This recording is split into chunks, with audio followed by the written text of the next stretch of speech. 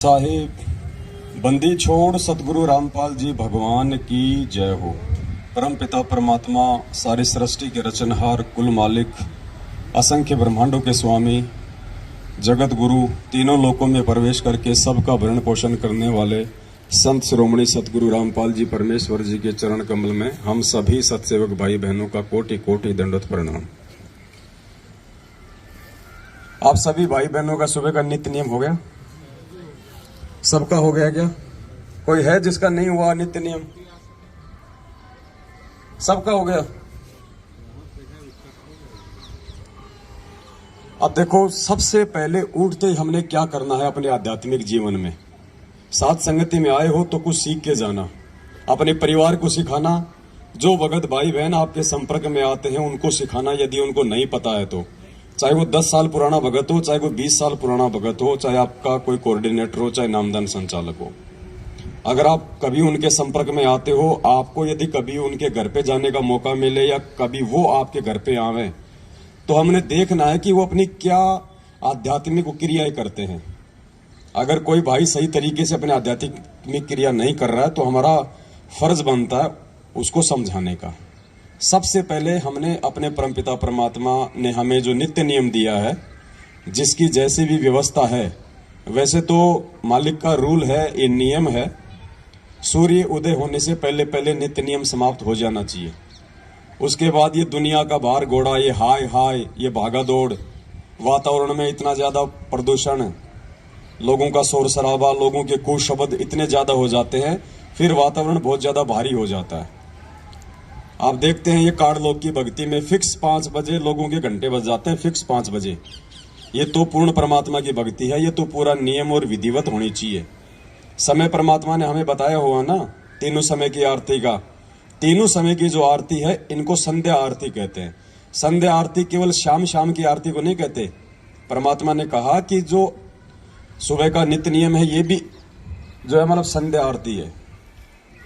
दोपहर का असुर निकंदन रमैणी है वो भी संध्या आरती है, और शाम की भी संध्या आरती है। संध्या का मतलब परमात्मा ने बताया 2 समय का जब मिलन होता है उस समय जो आरती होती है उसको संध्या आरती कहते हैं। तो सुबह की आरती का जो समय है, सतलोक आश्रम बरवाड़ा में फिक्स सुबह 5 बजे आरती शुरू हो जाती थी। यानी 5 बजे वो समय है जिस समय रात का समय जा रहा होता है और सुबह का समय आ रहा होता है। वो संध्या हो गई, वो मिलन हो गया 2 समय का, उसको संध्या आरती कहते हैं। वास्तविक तो रूल है ये। बाकी परमात्मा ने, ठीक है, अभी लोग धीरे धीरे भक्ति की सीढ़ियां आगे चढ़ेंगे तो मालिक को पता है कि लोग एकदम से ये काल इतनी भक्ति नहीं करने देगा, इसलिए परमात्मा ने दिन के 12 बजे तक का टाइम दिया है। किनको? जिनकी अभी आदत सुधरी नहीं है, या जो लोग भक्ति में भी थोड़ा बहुत आलस से करते हैं, या कोई किसी कारण से, मान लीजिए किसी की नाइट ड्यूटी है, कोई 5 बजे छूटता है, कोई 4 बजे छूटता है, तो वो आते नहीं कर पाता आरती। इसलिए परमात्मा ने अभी हमारे को शुरुआत में 12 बजे तक का टाइम दिया है। बाकी दिन के 12 बजे आरती नहीं होती, आप सबको पता है। आरती अपने टाइम पे हो जानी चाहिए, और ये हमारा प्रथम कर्म होना चाहिए, हमारे जीवन का प्रथम कर्म। तो सुबह सुबह केवल हमें आरती परमात्मा की। उसके बाद में जो दूसरी चीज का नंबर आता है वो है परमात्मा का चरणामृत। आप में से कितने भगत भाई बहन हैं जो सुबह उठते ही चाय दूध या नाश्ते से पहले ही चरणामृत लेते हैं? झूठ मत बोलना, यह परमात्मा का दरबार है। कितने भगत भाई बहन हैं? हाँ, लेना नित्य नियम के बाद ही है, लेकिन लेते कितने हैं? कईयों को तो 15-15 दिन हो जाते हैं, ध्यान ही नहीं आता कि हमने चरणामृत भी लेना है क्या। ये देखो, ये हकीकत है, शर्मा सर्वे का मार्ग नहीं है ये। ऐसा नहीं है कि जो ले रहे हैं वो बहुत अच्छे हो गए, जो नहीं ले रहे हैं वो बहुत नीचे हो गए। ये यहाँ पे सीखना है, यहाँ पे कोई परफेक्ट नहीं आएगा। जो परफेक्ट हो जाएगा फिर उसको साथ संगति में आने की जरूरत कहाँ है? फिर साथ संगति में हम सीखने के लिए आते हैं। दूसरा, हमारा जो कर्म है वो ये होना चाहिए कि परमात्मा ने हमें जो ये चरणामृत दिया है, हमने चरणामृत का सेवन करना है। अब चरणामृत को लेते कैसे हैं 90% लोगों को आज तक नहीं पता। चरणामृत लेने की भी एक विधि है, एक प्रोसीजर है, उस हिसाब से हमने उस प्रक्रिया को हमने पूरा करना है। दास आपको थोड़ा सा एक प्रैक्टिकल करके दिखाएगा, ध्यान से देखना। सबसे पहले आपके घर पे जो भी कोई स्टील का गिलास हो या कोई कप हो, जैसे अपन चाय पिया करते थे पहले, उस कप में चरणामृत तो है ना सबके घर पे, बोतल वगैरह मालिक के दरबार में रखते हैं ना भर के। तो सबसे पहले तो उस बोतल से जो आपने अपने दरबार में रखा हुआ है उसमें से अपना एक कप जो है चरणामृत का ले लेना है, ऊपर रखिए बस। भगत जी एक सादा गिलास का पानी भी ले आओ उधर से, कोई और भगत ले आओ कोई।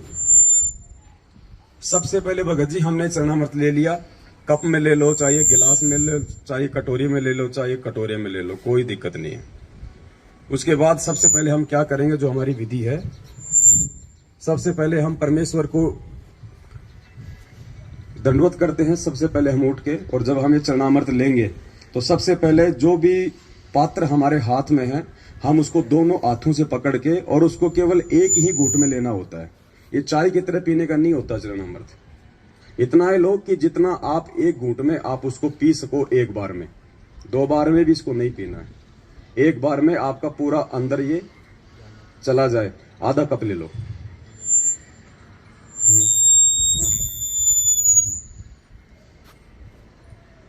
उसके बाद में सादा जल लो, थोड़ा सा इसमें डालो और इसको साफ करना है। बस थोड़ा इसको हिला के ना वो ले लो। अगर ये स्टील का गिलास है ये, तो आपने स्वयं इसको अपने हाथों से साफ करना है। ये नहीं कि आपने लेके चरणामृत छोड़ दिया, फिर आपकी बेटी धो रही है, आपका बेटा धो रहा है, आपकी माँ धो रही है, आपकी पत्नी धो रही है। नहीं, ये चरणामृत है, ये नियम है। आप कोई सेठ नहीं है, कोई शाहूकार नहीं, आप कोई अनिल अंबानी नहीं है, आप एक भगत है। ये चरणामृत जो आपने लिया है ये आपने स्वयं ही धो के साफ करके वापस रखना होता है। डिस्पोजल में चरणामृत नहीं लेना चाहिए, क्योंकि जब हम इसको फेंकेंगे तो वो अंश जो है मतलब साथ में जाएगा।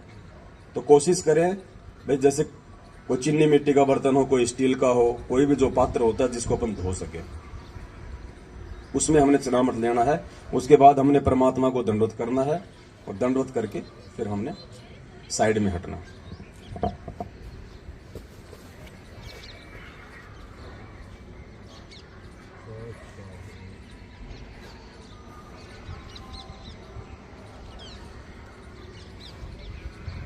और ये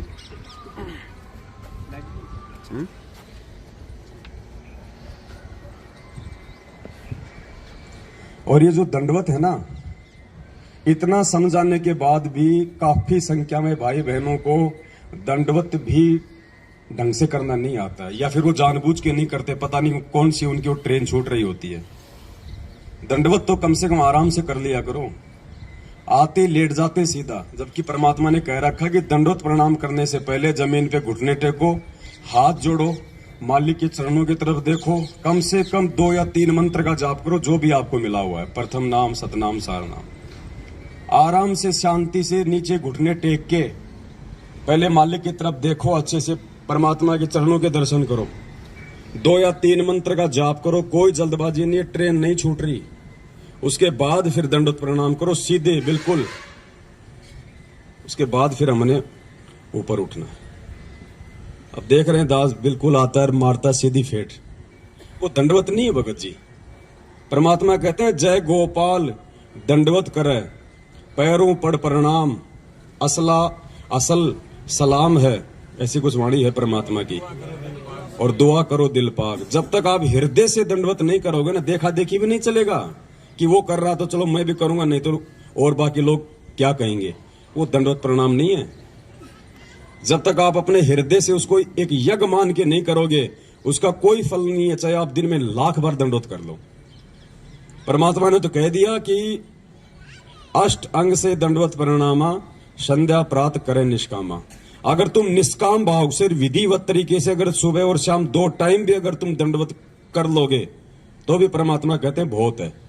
50 बार लेटने की आवश्यकता नहीं है, कोई दिखावे का मार्ग नहीं है ये। और जब करो तो उसको विधि से करो, वरना उसका कोई फायदा नहीं है। क्यों फिर अपने घुटने तोड़ रहे हो झुक झुक के। तो यदि आज से पहले कोई भाई यदि चरणामृत नहीं लेता है, या लेता भी है तो वो विधिवत नहीं लेता है, तो भाई ये चीजें ध्यान रख लेना। और कोई भाई ऐसा हो जिसको नहीं पता है इन बातों का, तो फिर हमारी जिम्मेदारी बनती है हम उनको ये चीजें हम समझाएं। और उसके बाद जो भी आपके घर में प्रसाद रूप में जो भी चीज आप रखते हो, कोई मिश्री या खांड या फिर वो मखाने वगैरह, वो भी आप जिस चरणामृत के बाद में भी ले सकते हो, या जैसे आपका नित्य नियम समाप्त हुआ उसके बाद थोड़ा थोड़ा सभी को बांट दो, जो भी आपके उपदेश है। ये चीजें हमने लेनी है क्योंकि ये हमारी भक्ति की खुराक है। ये कोई महीने 2 महीने में या खांसी जुकाम हो जाए उस समय लेने की नहीं है। परमात्मा कहते हैं चरणामृत कदाचित पावे 84 कटे लोक सिंधावे, पेज नंबर 23 नित्य नियम पे लिखा हुआ है चरणामृत के मातम्य में। तो क्यों दिया? वो बोतल में भर के कोई सजाने के लिए थोड़ी दिया परमात्मा ने, कोई मोल थोड़ी आ रहा है भगत जी।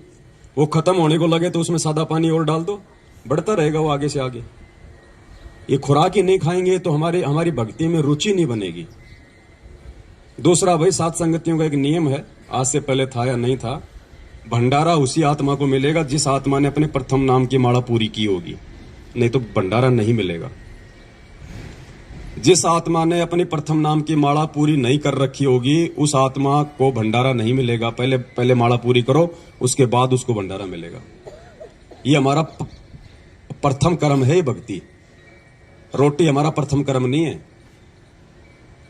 अगर हम लोग उस परमेश्वर का नाम लेके अगर हम भंडारा नहीं कर रहे हैं पहले, तो हम लोग अन्न नहीं खा रहे, हम लोग वो पाप खा रहे हैं। तो आज के बाद अपना नियम बना लो, इस परमात्मा की भक्ति से बढ़ के दूसरा कोई काम नहीं है, कोई काम नहीं है दूसरा। आराम से टाइम पे उठोगे तो नित्य नियम भी होंगे, टाइम पे उठोगे तो प्रथम नाम की माला भी होगी आराम से। कोई ज्यादा नहीं है। अब वो समय गया कि हमने चलते फिरते खाते उठते बैठते नहाते धोते, हम कोई अनिल अंबानी नहीं है जो हमारे 250 पेट्रोल पंप चल रहे हैं कि हमने वो संभालना है, हमने वो संभालना। अगर किसी के हैं तो संभालने वाले संभालेंगे, आप अपनी भक्ति को संभाल लेना। नहीं तो जिस दिन वो सबको संभालने वाले ने अगर अनदेखा कर दिया ना, कुछ नहीं बचेगा यहाँ पे। तो ये समय निकालना पड़ेगा भाई, चाहे आप कितने बिजी क्यों ना हो। आपने सुबह सुबह अपनी एक माला प्रथम नाम की करनी पड़ेगी आपने बैठ के। थोड़े दिन तो ये मन रोएगा, ये ढीठ होता है, नहीं मानता। 20 कर लो, 30 कर लो, 50 कर लो, 5-10 मिनट घूम लो, थोड़ा सा इसको रेस्ट दे दो, फिर कर लो बैठ के। भाई ये हमारा ये रूटीन हो जाना चाहिए भगत जी। फिर सतनाम तो जिसको मिला हुआ तो अपना चलता फिरता वो तो भाई वो अपना करते रहो, लेकिन ये प्रथम नाम का ध्यान रखो। आप अपने घर पे भी जिस दिन आपकी प्रथम नाम की माला नहीं होती है और भंडारे का समय हो गया तो आपको मतलब शर्म आ जानी चाहिए। आपको शर्म आनी चाहिए कि मैं ये भोजन नहीं खा रहा, मैं ये पाप खा रहा हूं। इस भक्ति से मिलता है ना यहाँ सब कुछ। परमात्मा ने क्या कहा, कबीरा सब जग निर्धना धनवंता ना कोई, धनवंता सोई जानिए जो राम नाम धन। आज नरेंद्र मोदी भी देश का प्रधानमंत्री है तो केवल इस भक्ति की वजह से है। कभी किसी जन्म में उसने परमात्मा की शरण में रह के भक्ति की हुई है जो आज उसको वो राज मिला हुआ है। ये भक्ति नहीं होती कुछ नहीं मिलता। तो भक्ति से बढ़ के भगत जी कोई कर्म नहीं है। 10-15 दिन तक लगेगा थोड़ा सा ऐसा उबासी आना, आलस से आना, जो है मन ना लगना, तो परमात्मा ने उसका एक ही तरीका बताया। अगर किसी को बुखार हो जाए और अगर बुखार ठीक करना है, ना चाहते हुए भी वो कुनून की गोली खानी पड़ेगी, वो कड़वी गोली आपको खानी पड़ेगी, ना चाहते हुए भी, यदि बुखार ठीक करना है तो। और जब खाओगे तो धीरे धीरे आपका जबर ठीक होगा। तो इसी प्रकार ये मंत्र तो मन जो है नहीं करने देगा, आंट अड़ाएगा। लेकिन परमात्मा कहते हैं जब तुम एक बार 20-30 मन मार के तुम एक बार मंत्र करोगे ना, उसके बाद फिर ये शांत हो जाएगा। फिर ऑटोमेटिक फिर आपका मन लगेगा उन्हीं मंत्रों में, उसी माला में। फिर आपका जब आप 20-30 मंत्र कर लोगे ना, उसके बाद फिर ये थोड़ा थोड़ा ठंडा पड़ जाएगा मन, और फिर आप चाहोगे कि अब मुझे कोई छेड़े नहीं, मैं पूरी माला करूं, इतना आपको आनंद आएगा फिर। तो शुरुआत भगत जी हमने करनी पड़ेगी। इस भक्ति को सतलोक आश्रम मैनेजमेंट हरियाणा ने बिगाड़ दिया है। आप सभी भाई बहन, जब आप नए नए नाम दीक्षा ली आप लोगों ने, आप सबको पता है कि आप कितने भाव से भक्ति करते थे। ये आरती आप कोई ऑडियो से या वीडियो से नहीं करते थे, आप बैठ के अपने घर पे आप नित्य नियम लेके आरती करते थे। जिस दिन आप नाम लेके आते थे, महीना 20 दिन 2 महीने तक, और जैसे आप अपने से बड़े बड़े और पुराने भक्तों के संपर्क में आने लगे, आप सबकी आदत बिगड़ गई। देखा देखी में हमने अपनी आदत बिगाड़ ली कि यार ये तो मेरे से पहले से जुड़ा हुआ भगत है, ये तो कोऑर्डिनेटर है, वो चाय भी पी रहा और अपनी रमेणी भी लगा रखी है। तो फिर हमारी आदत बिगड़ गई। अब हमने आदत को सुधारना उसी प्रकार से। और आदत नहीं सुधरेगी तो देखो, ऐसे साथ संगतियों में आने से ऐसे भी बात नहीं बनेगी। आए जाओ चले जाओ कोई बात नहीं, बात बनेगी भक्ति से। परमात्मा कहते हैं जब तब संयम साधना सब सुमरण के माई, और कबीरा जाने रामजन सुमरण सब कछु नाही। सुमरण यानी भक्ति, जिसमें आरती मंत्र अपने नियम मर्यादा ये सब आ जाते हैं। तो अपना नियम बना लो भगत जियो। जिन भाई बहनों को संकल्प नाम दीक्षा है वो अपना सुबह उठे, परमात्मा का अपना नित्य नियम करें, अपना चरणामृत लें, बाकी अपना वो काम धाम कर ले। अपना कोई मालिक की कोई वाणी लगा लें, वैसे कोई परमात्मा जी का कोई सत्संग लगा लें, क्योंकि उनको अभी मंत्र नहीं मिला हुआ है तो वो अपना काम वो कर सकते हैं उसके बाद में। लेकिन जिसको नाम मिला हुआ है उन्होंने नित्य नियम के बाद में ये नियम बना लो। अगर आपको लगता है कि मैं तो सुबह अपने ऑफिस जाता हूं, तो भैया 1 घंटे पहले उठना शुरू कर दो। जब ऑफिस के लिए टाइम दे सकते हो और 2 टाइम की रोजी रोटी के लिए, तो आत्म कल्याण तो उससे प्रथम है। 1 घंटा और पहले उठने का रूटीन बनाओ।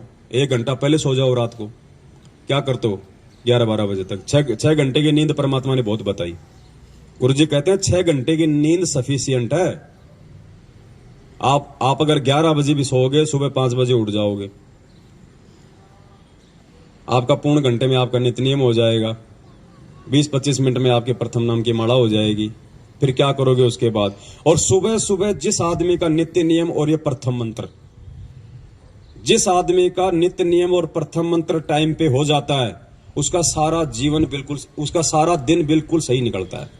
उसको टेंशन नहीं रहती फिर। और जिसके मंत्र नहीं होते ना, उसके दिमाग में वजन सा रहता है कि यार माला नहीं हुई, माला नहीं हुई, माला नहीं हुई। वजन सा रहता है उसके दिमाग में। वो कभी 5 कर रहा है, कभी वो 10 कर रहा है, भार सा रहता है।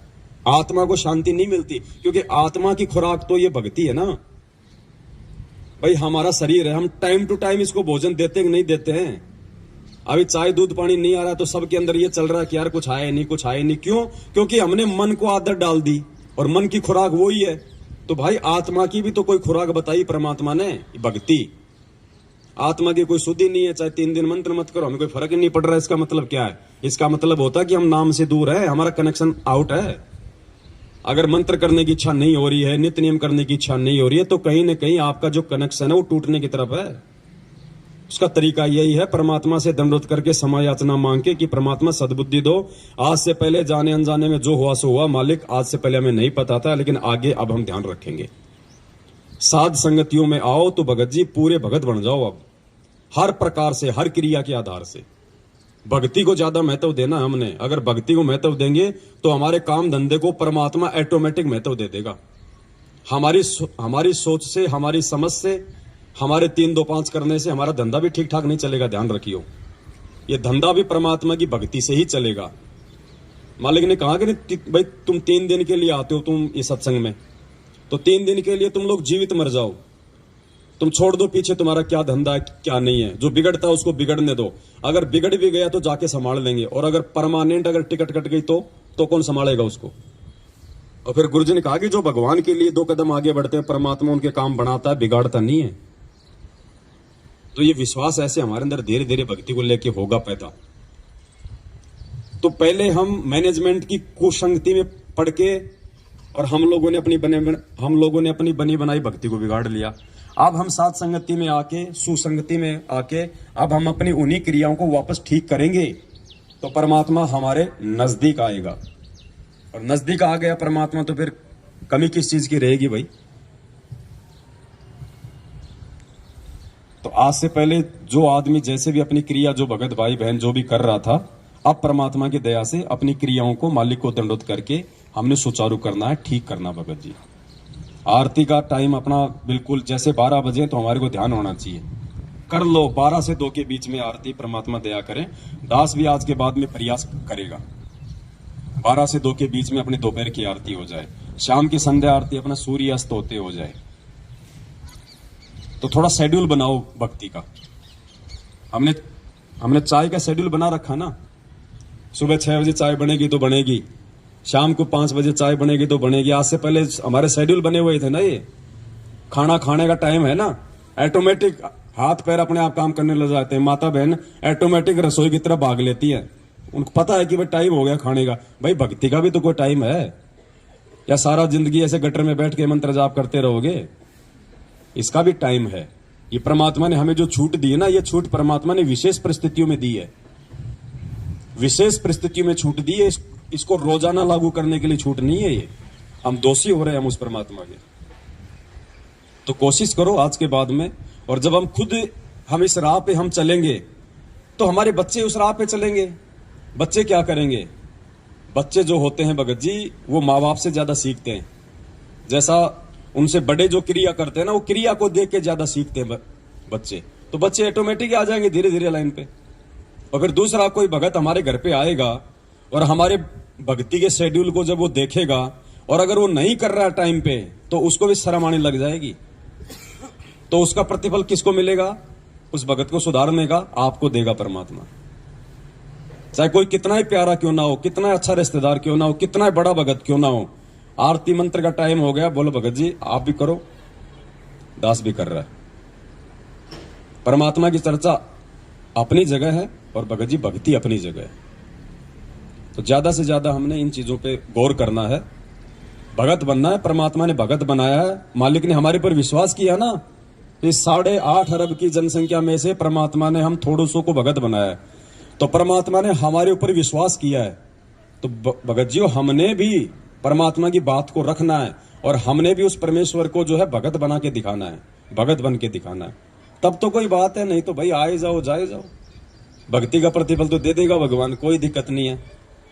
मालिक कहते हैं जिन हरि जैसा सुमरिया ताको तैसा ला। जो जैसी करेगा, परमात्मा का विधान है। अगर कोई दारू पी के भी ये मंत्र जाप करेगा तो भी भगवान इन मंत्रों का प्रतिफल उसको देगा। राक्षस क्यों बने? परमात्मा ने क्या कहा? पहले ये ऋषि और राक्षस एक ही गुरु के भगत थे। आगे चल के वो राक्षस कहलाए। क्यों? क्योंकि वो भक्ति भी करते रहे, साथ में उन्होंने मर्यादा नहीं रखी। वो शराब पीने लग गए, मांस खाने लग गए, और ये भक्ति भी करते रहे। तो मांस और शराब खाने से, उल्टे काम करने से, चोरी जारी करने से, तो उनके अंदर गुरुजी कहते हैं कि दुर्बुद्धि आ गई, और भक्ति करने से उनमें शक्ति आ गई, इसलिए वो राक्षस कहलाए। तो आज वो राक्षस जो प्रवृत्ति है वो सतलोक आश्रम मैनेजमेंट हरियाणा अपना रहा है। और आप और हमारे को परमात्मा ने जो है ऋषि बनाया है। उन ऋषियों की वो राक्षस जब वो यज्ञ को जब वो खंड करते थे तो वो लड़ते झगड़ते नहीं थे उनके साथ में, वो परमात्मा से ही प्रार्थना किया करते थे। तो आज वो स्थिति आप और हमारे साथ में हो रही है। हमारी साथ संगतियों को, हमारे धार्मिक जो यज्ञ हम करते हैं पांचों यहाँ पे, इनको ये लोग नहीं करने दे रहे ना। आज हमारे गुरु भाई है, लेकिन ये राक्षस प्रवृत्ति में आ गए, क्योंकि ये मर्यादा में नहीं रहे, ये गुरु वचन में नहीं रहे। भक्ति वो भी कर रहे हैं, तो भक्ति से उनमें शक्ति आ रही है, और ये मर्यादा तोड़ने से उनके अंदर दुर्बुद्धि पैदा हो रही है। तो वो राक्षस प्रवृत्ति में आ चुका है ये मैनेजमेंट। लेकिन आप और हम उस परमेश्वर के विधान में है, परमात्मा की मर्यादा में है। आप और हम ऋषि प्रवृत्ति में है। तो भगत जी संत ना छोड़े संतता, चाहे कोटिक मिले या संत। लेकिन भगत जी उन बुरी शक्तियों से लड़ने की पावर भी हमें केवल इस भक्ति से ही आएगी, दूसरा कोई चारा नहीं है। गुरु जी ने क्या कहा कि विष्णु जी ने क्या कहा कि अगर मुझे थोड़ा बहुत समय मिलता है तो मैं लक्ष्मी जी के साथ में बैठ के अपना सुख शांति से थोड़ा समय बिताता हूं, अन्यथा मैं तप कर करके और शक्ति प्राप्त करता हूं और राक्षसों से मैं युद्ध करता हूं। तो विष्णु जी को भी वो भक्ति से शक्ति आती है, वो राक्षसों से लड़ने की, बुराइयों से लड़ने की। तो आप और हमें भी भगत जी भक्ति से ही आगे बढ़ने की प्रेरणा मिलेगी, नहीं तो हम ढह जाएंगे। हमारे अंदर कुछ विशेष नहीं है, हमारे अंदर कुछ विशेष नहीं है सिवाय इस परमात्मा की भक्ति के। भक्ति है तो हम हैं, नहीं तो हमारा कोई अस्तित्व नहीं है। और एक बार इस परमात्मा ने अगर नाराज हो गया, अगर ठोकर मार दी, धरती पे कोई संभालने वाला नहीं है। दोस्त भी तुम्हारा दुश्मन हो जाएगा अगर भगवान ने अगर हाथ छोड़ दिया तो। और भगवान हाथ छोड़ता है जो आदमी उसके द्वारा दी गई उस भक्ति की लाज नहीं रखता है, जो टाइम से जो भक्ति नहीं करता है। तो आज के बाद हम सभी भाई बहनों ने ये बरकस ये प्रयास करना है कि हम उस परमेश्वर को अब और ज्यादा हम दुखी ना करें। सतगुरु रामपाल जी भगवान की जय हो। सत साहिब।